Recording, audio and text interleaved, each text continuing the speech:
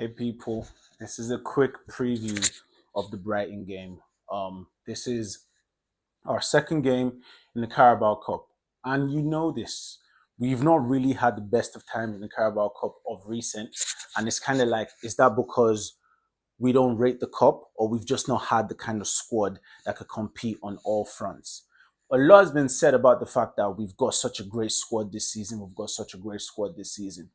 It's time to put that to the test, people. It's time to see how great our squad is, because if we do an iteration, of everybody that is not a starting 11, can they do a job against Brighton? People have been saying that Arsenal's second starting 11 would finish in the top four in the Premier League. That's how much they've been gassing the team. But hey, we've got a lot of injuries, especially in the attacking front. So I think what we're going to see this weekend, or tomorrow, sorry, is going to be a lot of defensive changes. I expect to see Hincapié start. Yeah. If we see Hincapié start, we see Ben White start, and Lewis Skelly. For what it's worth, we see Lewis Skelly start. Obviously, Kepa and goal. We see Norgard come in. Do we get Marino, or do we just do Rice as well?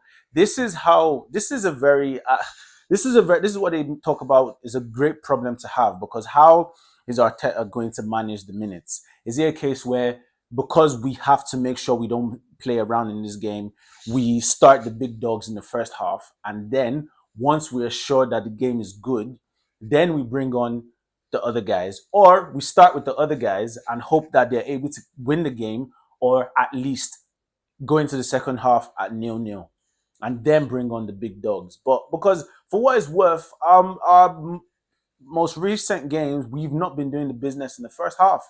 So I don't know what is there to suggest and encourage me to believe that we're going to smash this first half, especially against Brighton, that I don't imagine Brighton are going to rest players, right? Because why do they need to rest players? This is one of the competitions that, if anything, they have a chance of winning.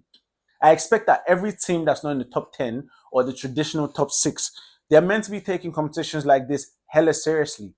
Because what other opportunities do you have of a silverware? Look at what Crystal Palace did last season, right? There's no reason. Look at what Newcastle, bro. Newcastle won it. Newcastle won the Carabao Cup. Newcastle won the FA Cup. So if I'm these small teams, this is the competition that I'll prioritize with all my life. But then guess what? Arsenal, we're in a position where we can't afford to not take all our competition seriously, especially now that we have the squad that we have.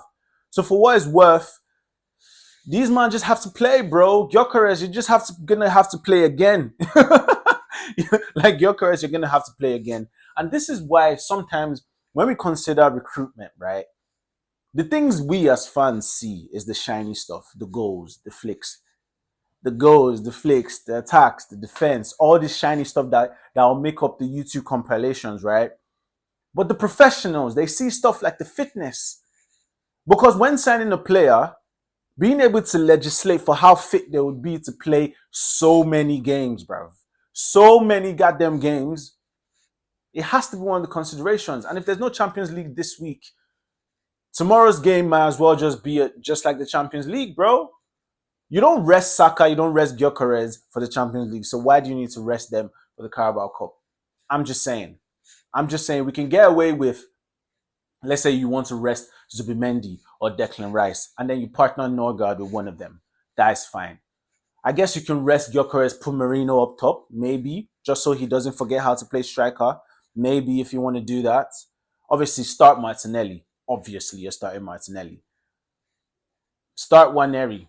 Bro, Waneri delivered against Brighton last season. There's no reason why he can't do it again this season in this cup. You need to start Waneri, bro. If we have Martinelli on the left, Waneri on the right, put Eze in the 10, bro. Eze needs to keep playing. He's not played a lot of games this season yet, so he needs to still stay there and make shit pop, man. Gabriel, obviously, please rest so we can see what Nkapie looks like in defense. Or Mosquera, Saliba in defense, and Nkapie left back. Ben White right back, obviously. Timber has to rest. So it's a case where, do we put Lewis Skelly and Norgard? Is that a vibe? Is Norgard and Lewis Skelly a vibe in midfield so we can have Nkapie there? That could work. But it's just a case where these are just my iterations and my imaginations. I don't understand their fitness. I don't understand because I don't have that kind of data. And I don't have the kind of data they have tactically against Brighton because I expect that Brighton are going to go full strength, man. Like it doesn't make any sense for them not to, you know. So yeah, hopefully we win tomorrow and just keep it pushing. I don't care if it's a set piece goal. I don't care if it's a, but it will be great if it's. But it's still a Premier League opposition. That's the issue. The name of the game of the Premier League is really park the bus and let's see what can happen. That's why, and it's like obviously it's always only when they're playing Arsenal. When teams play against us, they just come to just park the goddamn bus, man. So it's just like it's frustrating because we can't get our shit off. We can't get our shit popping, and this is why we have to find alternatives to get the job done. So I'm not gonna apologize for our set piece situation. All right. So as I said, I'm hoping for a nice 2-0. I don't see any reason why we have to concede tomorrow, if I'm being honest. Nice 2-0, score some non-set piece, or even if it's set piece goals, man, it is what it is. Let's just keep it pushing, man. Let's just feed the people. Let's get some minutes in the people's legs and let's just do the business. And then we see who we have in the next round.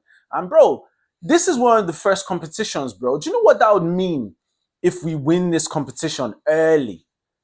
Early, bruv. I mean, there's two ways it could go. It could either make these men relax and feel like they've won something, but I doubt it. We've got monsters in this team.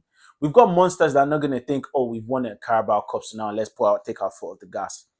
Do you understand? Imagine doing the season with Premier League and Carabao Cup and getting to like a Champions League final. That's a solid season, bruv. That is a solid season. But we have to imagine big because it is free. Imagination is free. I'm not part of the people that just believe just because you're at ground zero, you don't have the right to imagine yourself at ground 100. There's no law against imagination. There's no law against delusion, bro. Anybody that has ever been any level of success has had a level of delusion. When you were in primary school and you said, "Oh, I want to be a doctor," how dare you? You're 6 years old. Do you know how hard it is to be a doctor? But you imagined it and you worked towards it. So why can't we not be in a position where we've never won the Champions League before, we've never done a quadruple before, we've never done a treble before? Why can't we imagine it? Imagination is free. Delusion is powerful and it's free.